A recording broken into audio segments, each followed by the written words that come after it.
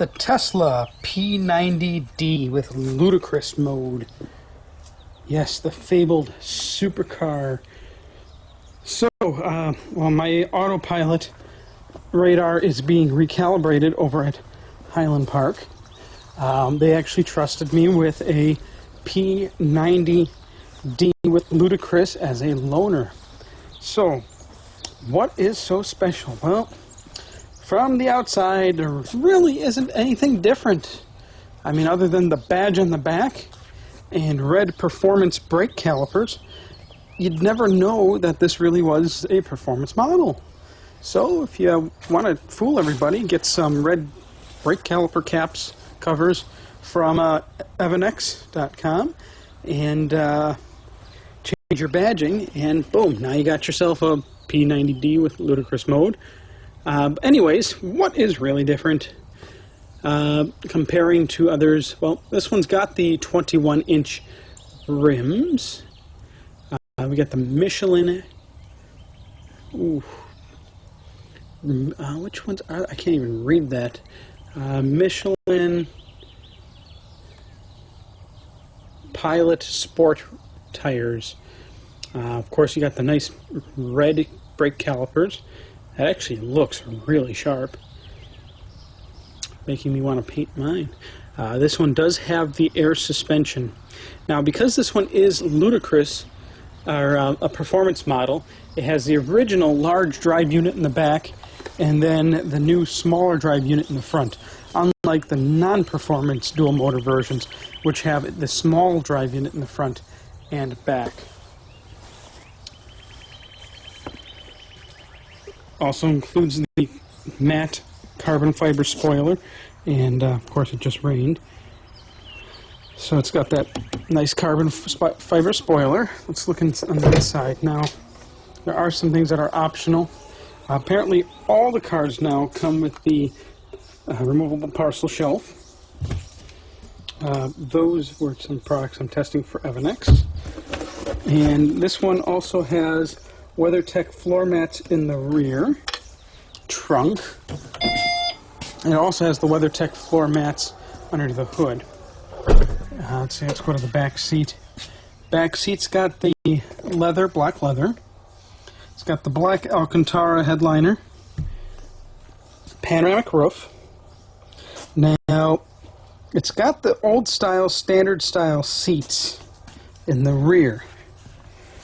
And this is what's a little odd. Now, I believe for a while Tesla did have front and rear next-gen seats, but then they switched to front only, as the front do have the next-gen seats.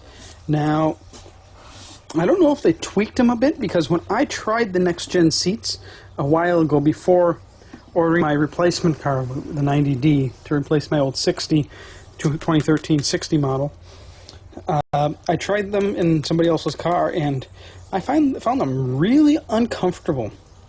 However, I'm finding now they are much more comfortable. Not just that, they're very padded. I'm impressed.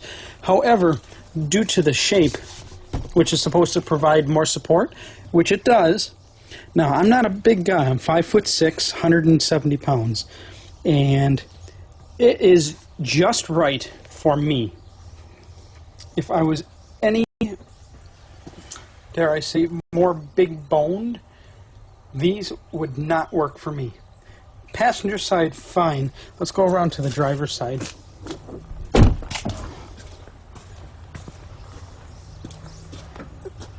As long as we're over here, show you the WeatherTech. I actually like these WeatherTechs under the hood. My old rubber ones from Evanex don't fit my 90D. They fit my old 60, because the 60 had that microwave size slot in it, whereas the new ones do not have that with the dual motor. So of course your standard style. Now, this is not the refreshed next gen version. This one's actually about 5,000 cars older than mine. Only about 2,500 miles on it though. So here is part of the problem with the next gen seats if you're larger than me. Now, I can get in pretty much fine. But if you're larger, these little support, I don't know what to even call them, wings, dare I say it, these little support wings stick out so far that it's actually harder to get in and out. Not much for my size. I mean, I'm pretty limber, pretty nimble. But if you're a larger person, the next gen seats just might not do it for you. And unfortunately, Tesla decided to retire the old style seats in leather. So now you can only get the old style seats in textile, which is what I have. Although I do have to say, these are very, very soft and comfortable, and you sit up a little bit higher with them. I also found they're a little wider on the side here, whereas in my car, I can reach my hand on the side, adjust the controls, no problem. And on this car, I actually have a hard time squeezing my hand between the door and here. Let's see, the car also has the matte wood trim. What are they called? A beige? A beige? I can never remember. But it's very classy. I like it. It also has the ultra high fidelity sound system. Oops. Keep hitting that frunk instead of the trunk. So with the ultra high fidelity sound system, that means you also got that nice extra subwoofer right here. And that pretty much concludes the walk around of the P90D with Ludicrous. Did some launches, and unfortunately I do have to say that Ludicrous really doesn't seem that much faster. I did the whole battery warm-up thing, had a 100% state of charge, but it really did not seem that much faster. I don't know if it's just going from a 60 then to a 90D, which is faster or quicker than the original performance model, then stepping up just a little bit to Ludicrous performance, you know, P90D with Ludicrous. It's a little bit, but it's not enough to make me say, holy crap, I would buy this and spend the extra, let's see, roughly performance model is about 10 grand more than a 90D. And then if you want Ludicrous, add another 10 grand. So for Ludicrous Mode, it would cost approximately 20 grand more than a 90D. I personally, while if they would give me a P90D or a P90D with Ludicrous for the same price as a 90D, yeah, of course I'm going to take it to be the idiot not to. But if I was spending it, especially if I did not have, which I don't, a basically unlimited, unlimited spending money like some people have, I cannot see it worth that extra chunk of change. It's just doesn't cut it for me. I don't know. Am I that desensitized to the additional acceleration? Maybe. Another thing I will note: extremely higher power output or power consumption. Now, obviously, with the 21s are going to be a little less efficient than the 19s, and I did check they are aired up properly. However, on the freeway on the way home, I reset the trip meter, and just to try and compare a little bit, the power consumption of the P90D with Ludicrous mode off and the car set to range mode, I was averaging about, I want to say about 320 to 340 watts per mile.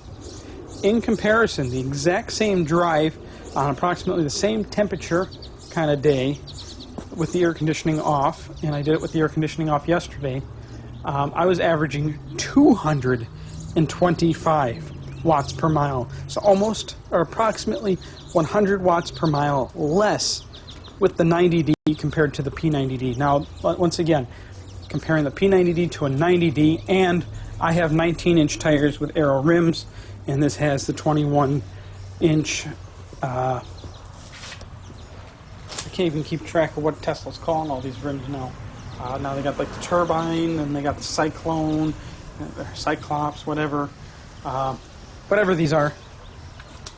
I give up trying to figure it out. All I know is they're ugly. Same with the 19-inch version that replaced the old standard versions. Ooh,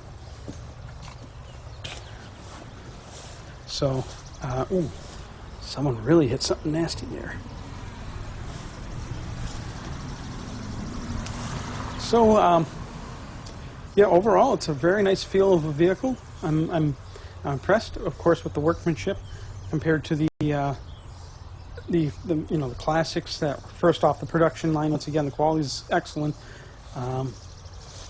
Autopilot works spectacular. Actually, Autopilot worked better in this one than mine, but given the fact that mine had to be recalibrated, would mean quite a bit that mine will probably perform as well as this one when I go get mine back, which we're leaving as soon as I'm done with this video to go pick up my 90D. So I know you want me to stop talking now and just go. Oh, yes, almost forgot. Don't know if we're going to be able to see it, but let's see, can we macro in on this? It's not sunny out, so nope, not going to work. This one has the obsidian black paint. That's the black with that iridescence to it. And seeing it again in person, I think if you're going to go for one of the blacks, unless you're on a tight budget and want to go for the free black like I did, go for the obsidian black. It still looks, it actually looks phenomenal, but it seems to be much more glassy of a look where mine has, oh my god, horrible orange peel. And even after getting buffed out and optic-coated, it's still horrible orange peel. Actually, the roof on mine looks like it was repainted at factory. But this thing shows like practically no swirl marks because of that iridescence. And all the scratches, I mean, you really got to look close to see them. Much, much better at hiding all that. So, I think we'll call it at this point, and I am going to go pick up my car and see if we can film a whole crap load of Model X's and refreshed Model S's at Highland Park. Salute! Smile, cheese!